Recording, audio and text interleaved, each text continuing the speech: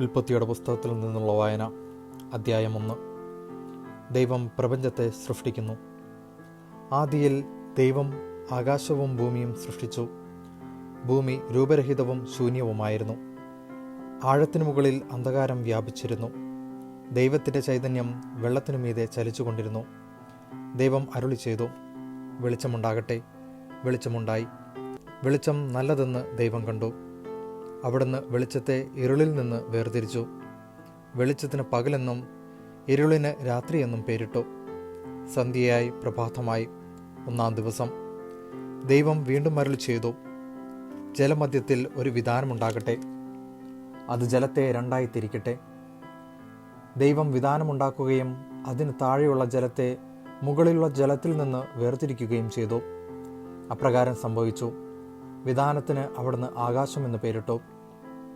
സന്ധ്യയായി പ്രഭാതമായി 2-ാം ദിവസം.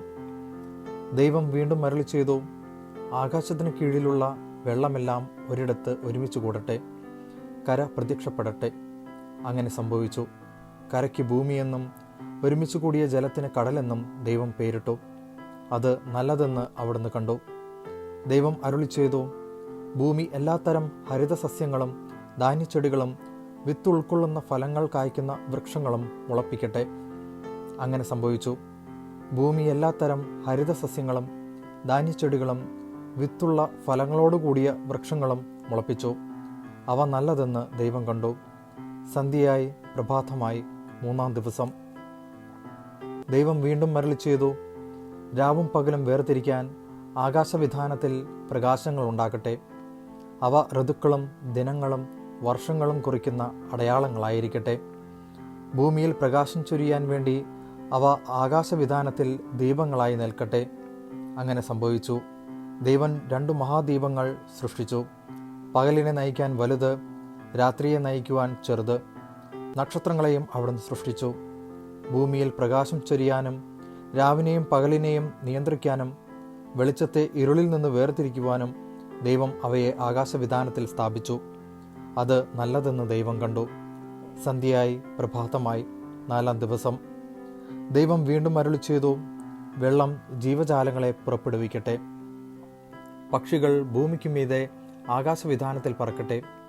അങ്ങനെ ദൈവം ഭീമാകാരങ്ങളായ ജലജന്തുക്കളെയും കടലിൽ പറ്റം ചേർന്ന് ചരിക്കുന്ന സകലവിധ ജീവികളെയും എല്ലാത്തരം പക്ഷികളെയും സൃഷ്ടിച്ചു. അവ നല്ലതെന്ന് അവിടുന്ന് കണ്ടു. ദൈവം അവയെ ഇങ്ങനെ അനുഗ്രഹിച്ചു, സമൃദ്ധമായി പെരുകി കടലിൽ നിറയുവിൻ. പക്ഷികൾ ഭൂമിയിൽ പെരുകട്ടെ. സന്ധ്യയായി പ്രഭാതമായി 5-ാം ദിവസം.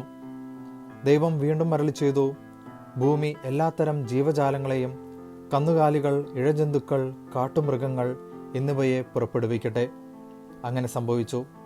അങ്ങനെ ദൈവം എല്ലാ ഇനം കാട്ടുമൃഗങ്ങളെയും കന്നുകാലികളെയും ഇഴജന്തുക്കളെയും സൃഷ്ടിച്ചു. അവ നല്ലതെന്ന് അവിടുന്ന് കണ്ടു. ദൈവം വീണ്ടും അരുളി ചെയ്തു, നമുക്ക് നമ്മുടെ ഛായയിലും സാദൃശ്യത്തിലും മനുഷ്യനെ സൃഷ്ടിക്കാം. അവർക്ക് കടലിലെ മത്സ്യങ്ങളുടെയും ആകാശത്തിലെ പറവകളുടെയും 4 കാലുകളുടെയും ഭൂമി മുഴുവൻ്റെയും ഭൂമിയിൽ ഇഴയുന്ന സർവ്വജീവികളുടെയും മേൽ ആധിപത്യം ഉണ്ടായിരിക്കട്ടെ. അങ്ങനെ ദൈവം തൻ്റെ ഛായയിൽ മനുഷ്യനെ സൃഷ്ടിച്ചു. ദൈവത്തിൻ്റെ ഛായയിൽ അവിടുന്ന് അവനെ സൃഷ്ടിച്ചു. സ്ത്രീയും പുരുഷനുമായി അവരെ സൃഷ്ടിച്ചു. ദൈവം അവരെ ഇങ്ങനെ അനുഗ്രഹിച്ചു, സന്താനപുഷ്ടിയുള്ളവരായി പെരുകുവിൻ. ഭൂമിയിൽ നിറഞ്ഞ് അതിനെ കീഴടക്കുവിൻ. കടലിലെ മത്സ്യങ്ങളുടെയും ആകാശത്തിലെ പറവകളുടെയും ഭൂമിയിൽ ചരിക്കുന്ന സകല ജീവികളുടെയും മേൽ നിങ്ങൾക്ക് ആധിപത്യമുണ്ടായിരിക്കട്ടെ. ദൈവം അരുളി ചെയ്തു, ഭൂമുഖത്തുള്ള ധാന്യം വിളയുന്ന എല്ലാ ചെടികളും